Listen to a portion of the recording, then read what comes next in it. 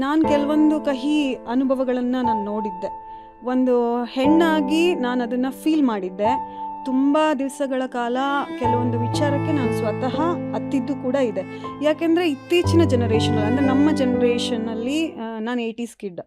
ಆ ಜನರೇಷನಲ್ಲಿ ಇರುವಂತಹ ಒಂದು ಪ್ರೀತಿ, ಪ್ರೇಮ, ಒಂದು ಎರಡು ಮನಸ್ಸುಗಳ ಸಾಂಗತ್ಯ, ಮಿಲನ, ಇದೆಲ್ಲವೂ ಕೂಡ ಆಗಿನ ಜನರೇಷನಲ್ಲಿ ಬೇರೆ ಇತ್ತು. ಈಗ ನೀವು ಯೋಚನೆ ಮಾಡೋದಾದರೆ ಈ ಜನ್ರೇಷನಲ್ಲಿ ಬೇರೆಯೇ ಇದೆ. ಸಮ್ಟೈಮ್ಸ್ ಏನಾಗುತ್ತೆ ಅಂದರೆ, ಅಯ್ಯೋ ಪ್ರೀತಿ ಅಂದರೆ ಇಷ್ಟಕ್ಕೆ ಸೀಮಿತನಾ?